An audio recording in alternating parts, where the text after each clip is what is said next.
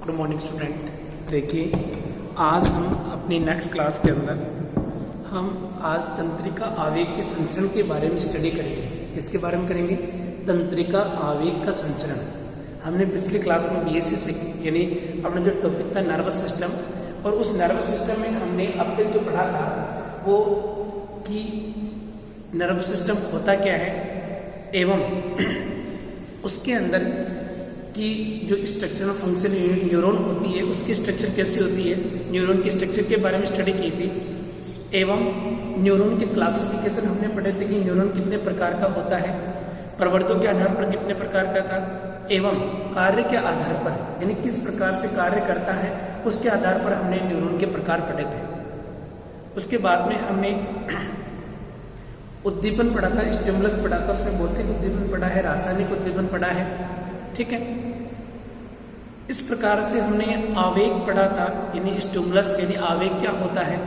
अब पढ़ेंगे हम तंत्रिका आवेग का प्रेक्षण, कंडक्शन ऑफ नर्व इम्पल्स, यानी तंत्रिका के ऊपर जो आवेग होता है उसका पता कैसे लगाएंगे, क्या होता है, विश्राम कला विभव क्या होता है, सक्रिय कला विभव क्या होता है, पुनः ध्रुवण, विध्रुवण, ध्रुवण, विध्रुवण और पुनः ध्रुवण, तीन अवस्थाएं जो होती हैं उनके बारे में हम स्टडी करेंगे। देखो, न्यूरॉन में जो एक्सोन होता है, न्यूरॉन में जो एक्सोन होता है ये स्ट्रक्चर होती है।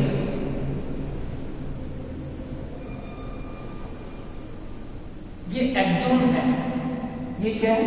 एक्सोन। ठीक है, अब इस एक्सोन की अगर बात करें तो एक्सोन एक खोखले बेलन के समान होता है और इसमें जो कोशिका द्रव्य होता है उसे बोलते हैं एक्टोप्लाज्म। क्या बोलते हैं? एक्टोप्लाज्म। और एक्सोन के चारों तरफ जो झिल्ली होती है उसे हम बोलते हैं एक्सोलेमा, यानी सोमा पार्ट से जो बड़ा तंतु निकलता है उसे हम एक्सोन कहते हैं। इस एक्सोन में जो कोशिका द्रव्य होता है उसे हम एक्टोप्लाज्म कहते हैं। और इसके ऊपर जो मेम्ब्रेन पाई जाती है, कोशिका मेम्ब्रेन होती है, उसे हम एक्सोलेमा कहते हैं, जो किसकी बनी होती है? लिपोप्रोटीन की बनी होती है। किसकी बनी होती है? लिपोप्रोटीन की होती है और लगभग 100 एंगस्ट्रॉम मोटी होती है। इस मेम्ब्रेन की मोटाई कितनी होती है? 100 एंगस्ट्रॉम। ठीक है, और इस एक्सोलेमा के ऊपर 7 to 10 एंगस्ट्रॉम के छोटे छोटे छिद्र होते हैं, छोटे छोटे छिद्र होते हैं। ठीक है, जिससे जल और अन्य पदार्थ आसानी से विनिमय हो सके, यानी जल बाहर जा सके और कुछ भी पदार्थ अंदर आ सके और जल अंदर यानी या तो बाहर जाना या अंदर आने का कार्य कर सके। अतः एक्सोलेमा एक अर्ध पारगम्य झिल्ली होती है, सेमी परमेबल। सभी पदार्थ इसमें से ना तो अंदर आ सकते हैं ना बाहर जा सकते, अतः ये अर्ध पारगम्य झिल्ली होती है, उसकी तरह ही कार्य करती है। अब इस तंत्रिका तंतु के ऊपर तंत्रिका आवेग का अगर हमें प्रेक्षण करना है तो उसे हम यानी मेम्ब्रेन थ्योरी द्वारा ही हम समझ सकते हैं। किसके द्वारा समझ सकते हैं? Membrane theory. देखो, आवेग का संचरण अगर हम देखते हैं कि विद्युत विभव तंत्रिका आवेग का चालन एक इलेक्ट्रोकेमिकल प्रोसेस होती है। तंत्रिका आवेग का संचरण जो होता है वो किसके द्वारा होता है? एक इलेक्ट्रोकेमिकल प्रोसेस है, इलेक्ट्रोकेमिकल प्रोसेस। इस प्रोसेस को अगर हम समझ गए तो हम ऑटोमेटिकली समझ जाएंगे कि किस प्रकार से आवेग का संचलन होता है, एक स्थान से दूसरे स्थान पर आवेग पहुंचता है और इस पर आवेग जो उत्पन्न होता है वो किस प्रकार से उत्पन्न होता है। क्योंकि कुछ केमिकल यानी जो आवेश आयन होते हैं जैसे सोडियम और पोटेशियम वो बाहर से अंदर, अंदर से बाहर जाते हैं, जिसके कारण क्या होता है, इसमें एक विभव उत्पन्न होता है। ठीक है, इस इलेक्ट्रोकेमिकल प्रोसेस के दौरान एक इलेक्ट्रिकल पोटेंशियल, विद्युत विभव उत्पन्न होता है। क्या होता है? विद्युत विभव। इसे हम क्या बोलते हैं? इलेक्ट्रिकल पोटेंशियल, विद्युत विभव उत्पन्न होता है। ठीक है, अन्य कोशिकाओं के समान तंत्रिका कोशिका अर्थात न्यूरॉन भी तरल माध्यम में उपस्थित होता है। इसके चारों तरफ क्या प्रेजेंट होता है? तरल माध्यम पाया जाता है, जिसे हम इंटरस्टिशियल फ्लूइड कहते हैं। क्या बोलते हैं? मध्यवर्ती की अंतराली द्रव्य कहते हैं। क्या बोलते हैं इसको? अंतरालीय द्रव्य कहते हैं। अब इसमें जो आवेग का जो फ्रैक्शन होता है उसमें कितने पदों में पढ़ेंगे? 3 पदों में हम इसकी स्टडी करते हैं। ठीक है, अब वो 3 पद कौन कौन से हैं वो देखना। देखिए इसके 3 पद कौन कौन से हैं, हम उनके बारे में स्टडी करेंगे और तीनों पदों के द्वारा हम आवेग का फ्रैक्शन कर पाएंगे।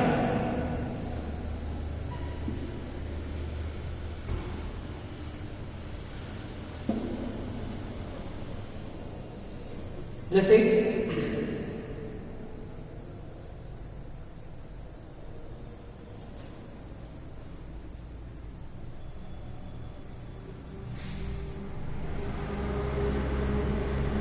ये एक्सोन है, इसी के ऊपर हम तीनों प्रकार के जो आवेग का जो संचरण होता है उसके बारे में हम स्टडी कर पाएंगे।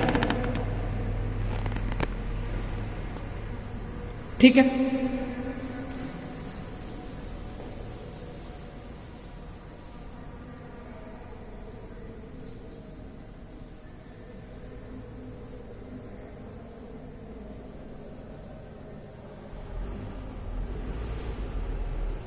ये डेंड्राइट्स है,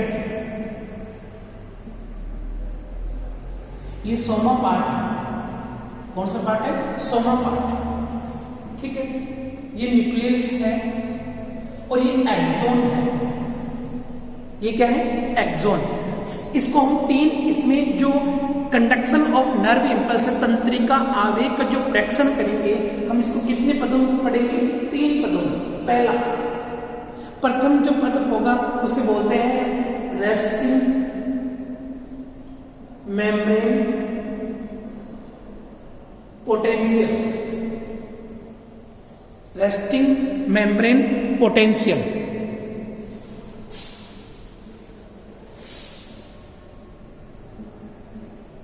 रेस्टिंग मेम्ब्रेन पोटेंशियल फर्स्ट, जिसे हम विश्राम कला विभव कहते हैं। क्या बोलते हैं इसको? विश्राम कला विभव। जब तंत्रिका पर किसी प्रकार के आवेग का संचरण नहीं हो तब एक्सोन की बाहरी सतह, भीतरी सतह, यानी जब इसमें किसी भी प्रकार का कोई भी संचरण नहीं हो, रेस्ट अवस्था में पड़ी रहे, यानी इसमें किसी प्रकार का कोई उद्दीपन नहीं मिले, इसको कोई भी टच ना करे, उस स्थिति के अंदर इस एक्सोन की जो बाहर वाली लेयर होती है वो पॉजिटिव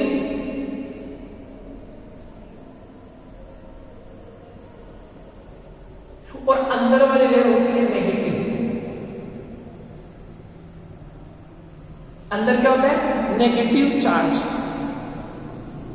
ठीक है, बाहरी तल भीतरी तल की अपेक्षा अधिक धन विद्युती, इलेक्ट्रोपॉजिटिव। बाहरी सतह आंतरिक सतह की तुलना में अधिक धन विद्युती होती है। इस प्रकार एक्सोलेमा की दोनों ओर पाए जाने वाले आवेग का अंतर जो होता है उसे विभवांतर कहा जाता है। इन दोनों तरफ जो आवेग में जो अंतर है उसे हम क्या बोलते हैं? विभवांतर। क्या बोलते हैं? विभवांतर, पोटेंशियल डिफरेंस। क्या बोलते हैं उसको? Potential difference. यह अंतर दोनों ओर यह अंतर झिल्ली के दोनों ओर सोडियम और पोटेशियम, कौन से, सोडियम Na+2 और पोटेशियम, इन दोनों के असमान वितरण के कारण होता है। किसके कारण होता है? इन दोनों आयनों के अलग अलग तरीके से वितरण के कारण होता है। विश्राम अवस्था यानी इसको कोई भी टच ना करे, इसको किसी भी प्रकार का उद्दीपन नहीं मिलता है, तब इस पार्ट में सोडियम पोटेशियम पंप चालू रहता है। कौन सा पंप चालू रहता है? Sodium potassium pump. और सोडियम पोटेशियम पंप एक सक्रिय ट्रांसपोर्टेशन होता है। सक्रिय यानी इसमें इसे एक्टिव ट्रांसपोर्ट बोलते हैं। क्या बोलते हैं इसको? Active transport. जिसके दौरान क्या होता है, जैसे मान लीजिए हम एक एग्जांपल से आपको समझा रहे हैं। ये कोशिका है, इस कोशिका का ये मेम्ब्रेन है, ये कोशिका द्रव्य है, बाहर अंतराल कोशिका द्रव्य एक्स्ट्रा ECF, इसे क्या बोलते हैं? ECF, extra cellular fluid. मैं आपको सोडियम पोटेशियम पंप बताने जा रहा हूं कि किस प्रकार से बाहर पॉजिटिव होता है, अंदर नेगेटिव होता है, क्यों होता है, सोडियम पोटेशियम पंप के कारण। और सोडियम पोटेशियम पंप कैसे रहता है? देखिए, अंदर इसे बोलते हैं साइटोप्लाज्म। ये इतनी मोटाई मैंने जो बनाई है इस एक्सोलेमा की बनाई है। किसकी बनाई है? एक्सोलेमा की। और ये क्या है? एक्सोप्लाज्म है। और ये जो द्रव्य है इसके बाहर वाला द्रव्य है। मैं किसी स्ट्रक्चर को बड़ा करके बता रहा हूं। इसमें जो ये एक्सोलेमा है इसको मैंने इतना मोटा बनाया है। ये स्ट्रक्चर, ये क्या है? एक्सोलेमा, जिसमें बाहर की तरफ क्या है? पॉजिटिव और अंदर की तरफ नेगेटिव। इसका कारण क्या है वो देखिए।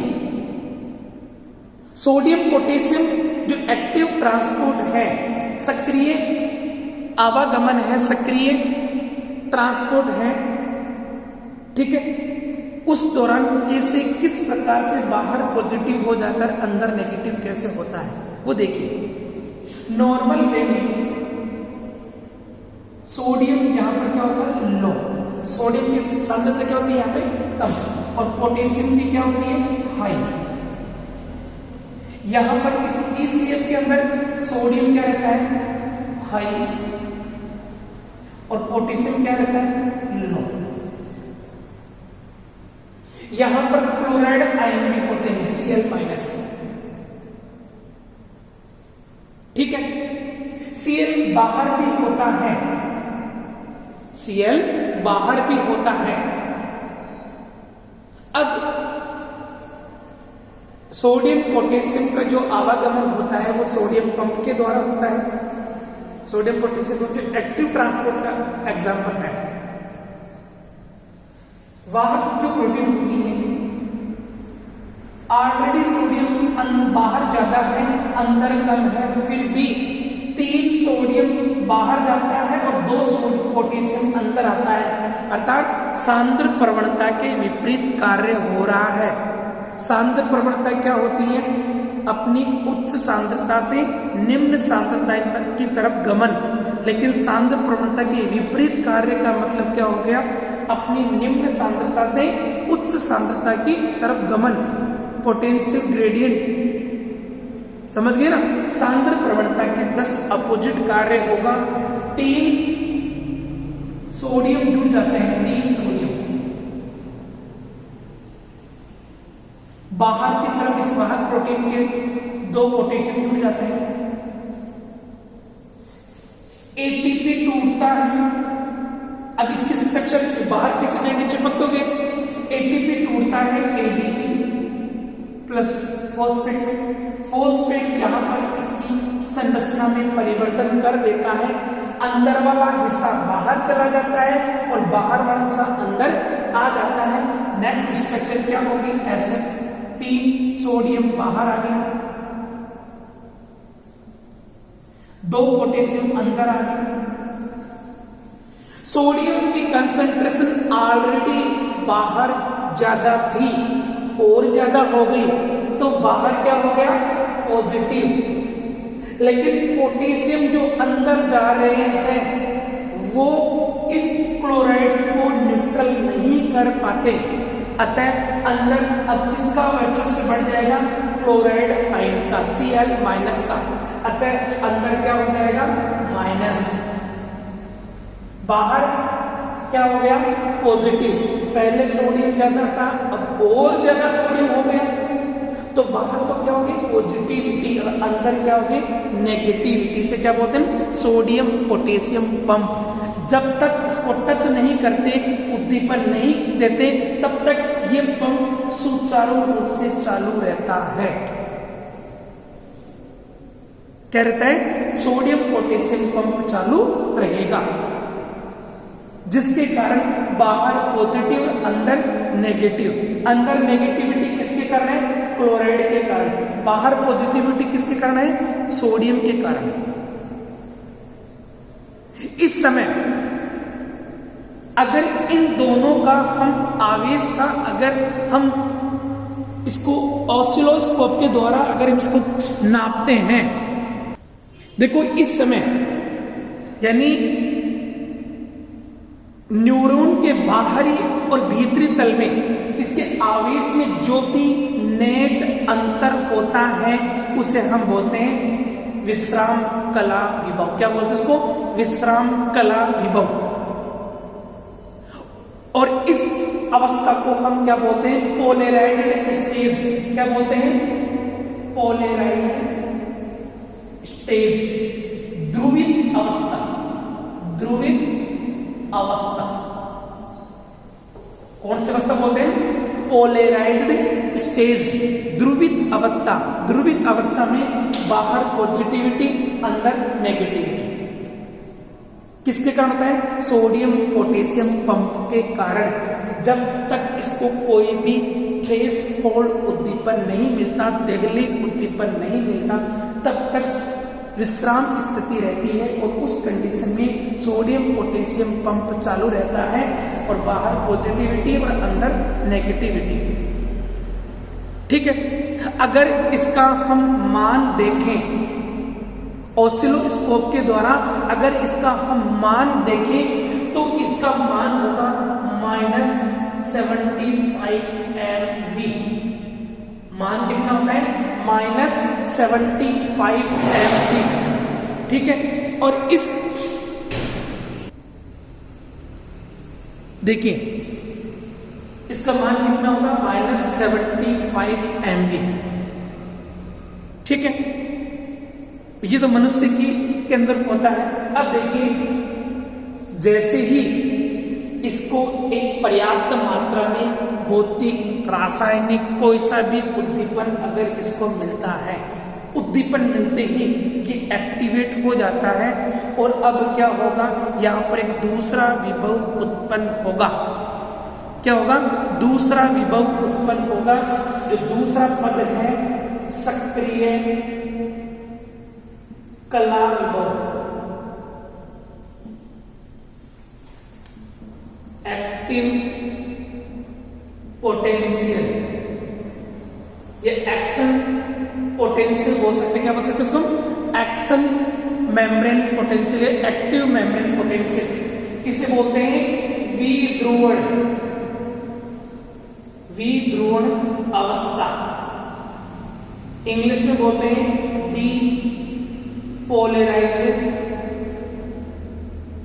स्टेज, डीपोलराइज्ड अवस्था। इसे क्या बोलते हैं, डीपोलराइज्ड अवस्था, विध्रुवीय अवस्था। अब इसमें क्या होता है, देखो जैसे इसको टच करते हैं ये सोडियम पोटेशियम पंप क्या हो जाता है, बंद। ये सिस्टम क्या हो जाएगा, बंद। अब इसकी जो ये मेम्ब्रेन थी, मैं वापस बता रहा हूं उसको, देखो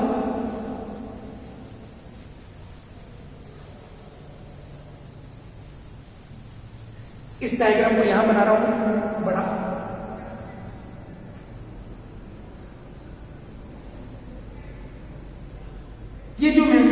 इसे एक्जोलेमा कहते हैं। सोडियम पोटेशियम पंप के चक्कर में क्या था, बाहर की तरफ पॉजिटिव, अंदर की तरफ क्या था, नेगेटिविटी। अब जैसे ही इसको टच किया, उद्दीपन मिला, स्पर्श का उद्दीपन मिला, किसी केमिकल का उद्दीपन मिला, किसी फिजिकल उद्दीपन मिला, तापमान के कारण मिला, ठीक है। कोई भी उद्दीपन अगर से पर्याप्त मात्रा में उद्दीपन मिलता है तो सोडियम पोटेशियम पंप क्या हो जाता है, बंद। और अचानक ही इसकी ये मेम्ब्रेन, ये जो मेम्ब्रेन है सोडियम आयनों के प्रति पारगम्य हो जाती है। किसके प्रति पारगम्य हो जाती है, सोडियम आयनों के प्रति। अगर इसमें सोडियम के चैनल खुल जाते हैं, मान लीजिए ये चैनल खुल गए,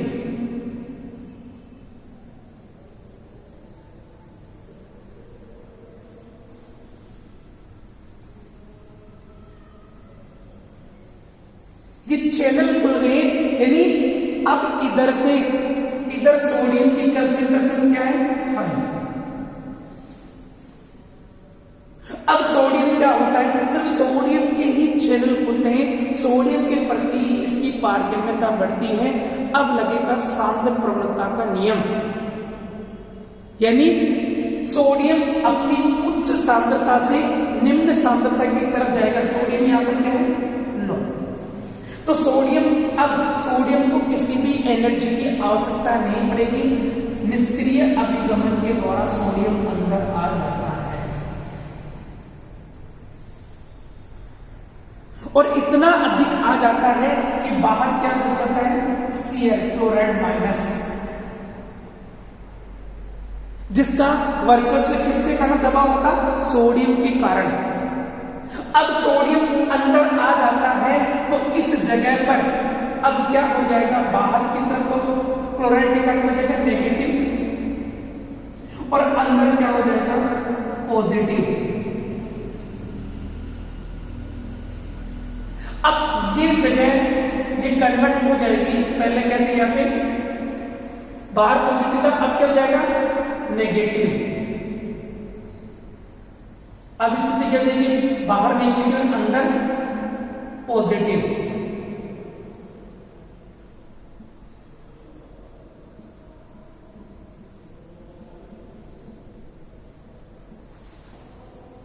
अब यहां पर तुरंत सिस्टम चेंज हो गया,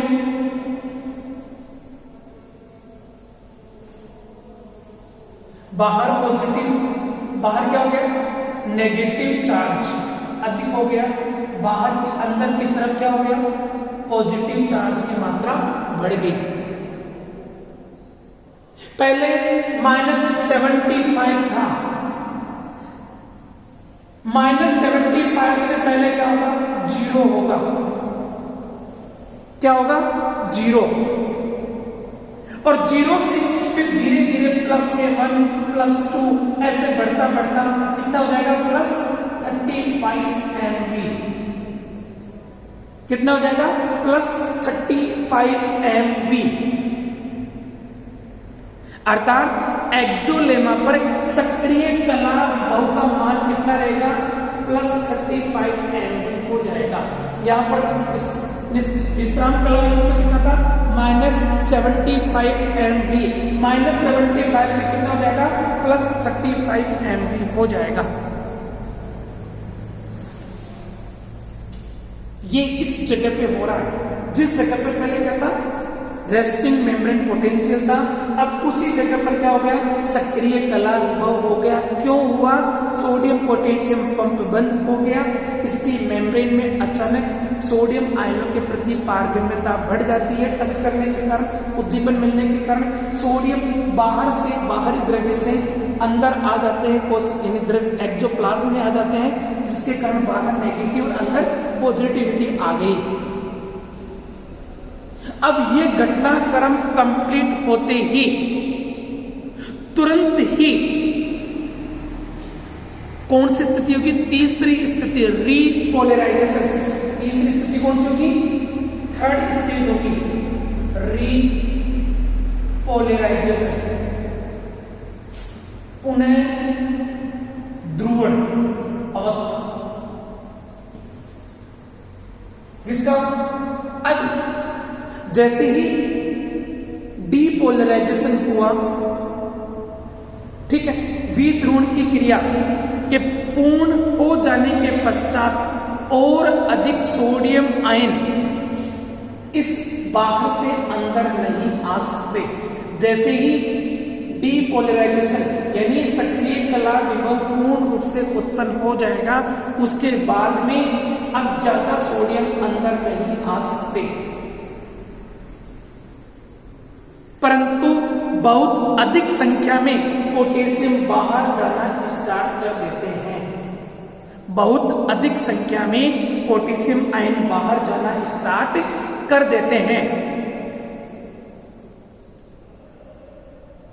इस स्थिति में सोडियम का प्रवेश अंदर होने बंद हो जाता है।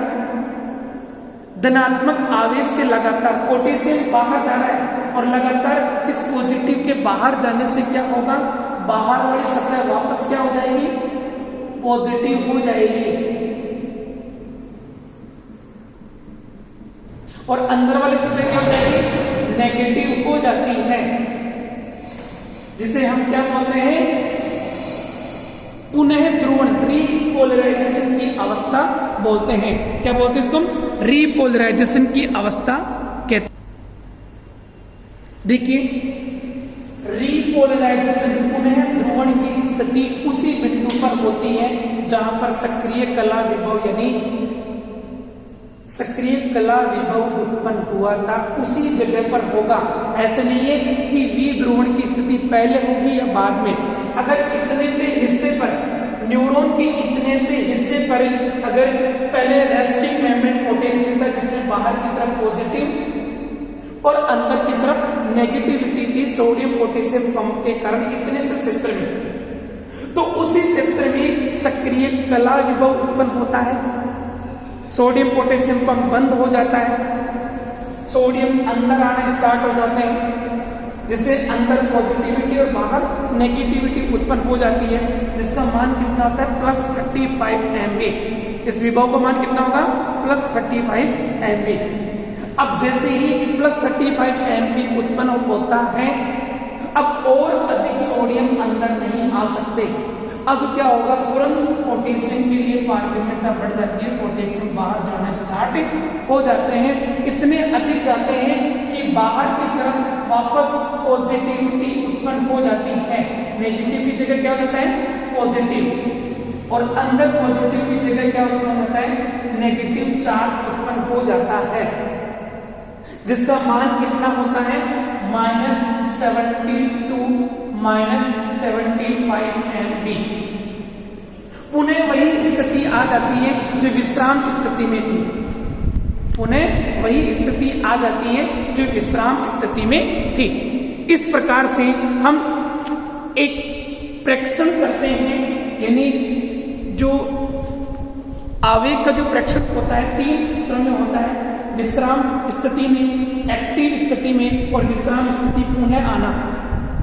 ठीक है, रेस्टिंग मेम्ब्रेन पोटेंशियल जब किसी भी कोई भी उद्दीपन इसको नहीं मिलता है, उस स्थिति में बाहर की तरफ पॉजिटिव और अंदर की तरफ नेगेटिव चार्ज होता है, सोडियम पोटेशियम पंप चालू रहता है। लेकिन जैसे ही इसको उद्दीपन मिलता है, एक पर्याप्त मात्रा में उद्दीपन मिलता है, तो उस कंडीशन के अंदर इसका सोडियम पोटेशियम पंप बंद हो जाता है, और सोडियम पोटेशियम पंप के बंद होते ही इसकी जो ये मेम्ब्रेन है उसकी सोडियम आयनों के प्रति पारगम्यता बढ़ जाती है, जिसके कारण अत्यधिक सोडियम बाहर से अंदर यानी अंतराली द्रव्य से उस इस द्रव्य एक्सोप्लाज्म में आना स्टार्ट कर देते हैं। जैसे ही -75 से +35 पूरा हो जाता है, तो तुरंत सोडियम आना बंद हो जाते हैं, इतने अत्यधिक नहीं आते। अब पोटेशियम बाहर जाना स्टार्ट होगा, और पोटेशियम अत्यधिक मात्रा में जाता है, जिससे धीरे धीरे वापस +35 से क्या हो जाएगा, -75 MV में विभव कन्वर्ट हो जाएगा, जिसे हम क्या बोलते हैं, रेस्टिंग मेम्ब्रेन पोटेंशियल रीपोलराइजेशन की स्थिति उत्पन्न हो जाती है। इस प्रकार से हमारे पास में ये है। अब देखो, विद्युत क्रियाशीलता के 3 कारक होते हैं। एक तो एक्सोन में उपस्थित पदार्थ, एक्सोलेमा, एक्सोप्लाज्म को घेरे हुआ रखने वाली भित्ति जिसे हम एक्सोलेमा कहते हैं, और एक्सोलेमा के बाहर यानी एक्सोन के बाहर की तरफ इंटरस्टिशियल फ्लूइड में उपस्थित आयनों की मात्रा। ठीक है, ये हैं आपके किस प्रकार से। अब देखो यहां पर हो गया, इतनी दूर के अंदर ये क्रिया हो गई, अब ये सिर्फ बाकी रह गया मान लीजिए। अब यही घटनाक्रम जो पहले था वहां यहां पर स्टार्ट होगा, फिर आगे स्टार्ट होगा, ऐसे कंटिन्यूअस फॉर्म के अंदर जिस स्थान पर पहले विश्राम कला विभव था उसी स्थान पर सक्रिय कला विभव, फिर विश्राम कला विभव, ऐसे अल्टरनेट क्रम में चलते रहते हैं। नेक्स्ट क्लास के अंदर हम जिन तंत्रिकाओं के अंदर जिन न्यूरॉन के ऊपर माइलिन सीट पाई जाती है उनमें किस प्रकार से आवेग का संचरण होता है, आवेग किस प्रकार से एक स्थान से दूसरे स्थान पर जाता है, क्यों, क्योंकि उसके अंदर जो माइलिन सीट होती है वहां पर ना तो कोई आयन अंदर आ सकते हैं और ना कोई आयन बाहर जा सकते। अतः उन न्यूरॉन में किस प्रकार से आवेग का संचरण होता है उसके बारे में हम स्टडी करेंगे, और एक न्यूरॉन से दूसरे न्यूरॉन पर आवेग का संचरण किस प्रकार से होगा, ट्रांसमिशन किस प्रकार से होता है उसके बारे में हम स्टडी करेंगे। जय हिंद।